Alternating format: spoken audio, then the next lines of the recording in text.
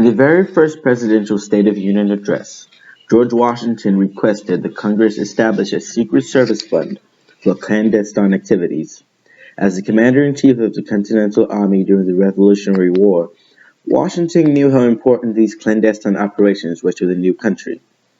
Espionage, counterintelligence, and covert action had all been vital during that war against the powerful, better funded, and better organized British Army.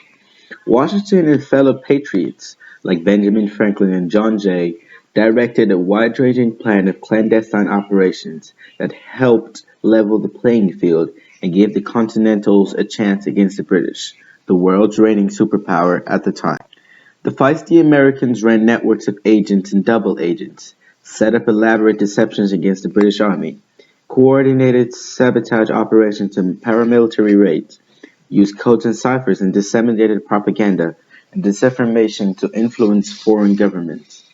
Paul Revere was one of the first famous intelligence operatives, spreading the word throughout the countryside when British troops were first spied. During the Civil War from 1861 to 1865, both the Union and Southern Confederacy engaged and expanded on clandestine activities, while hot air balloons, the forerunners of spy planes and today's satellites, were used to monitor troop movement and regiment size. Less visible operations also gleaned important intelligence on both sides.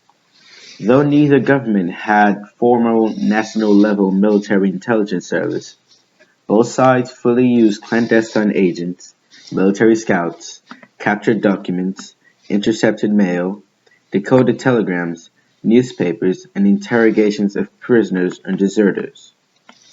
The Union's principal spymasters were Allan Pinkerton, Lafayette Baker, both of whom specialized in counter-espionage, and military officers George Sharp and Grenville Dodge.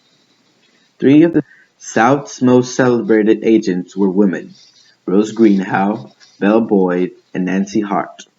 In 1864, Confederate operatives tried to organize anti-war elements in Indiana, Illinois, and Ohio in a movement to leave the Union.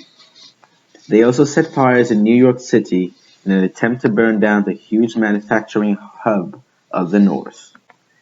Both Union and Confederate operatives in Europe spread propaganda and tried to gain an upper hand in foreign commercial interests and war sentiment.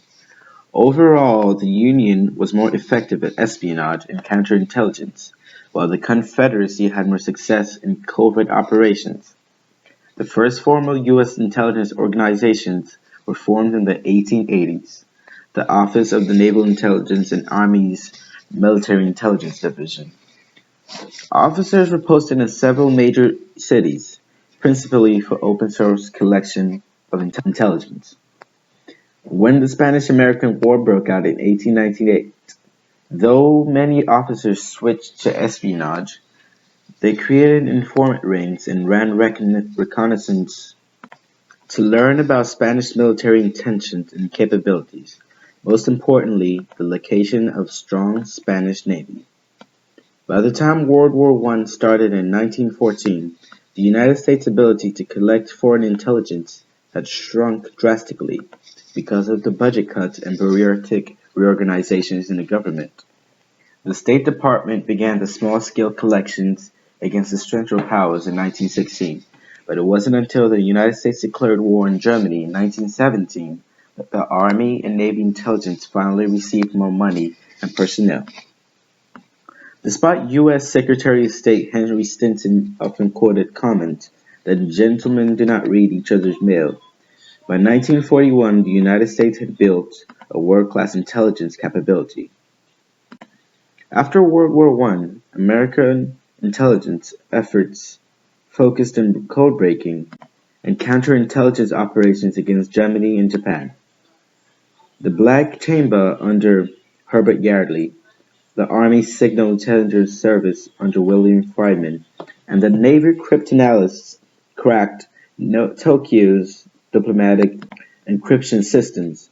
With the United States' entry into World War II seemingly inevitable, President Franklin D. Roosevelt created the first peacetime civilian intelligence agency, in 1941, the Office of the Coordinator of Information.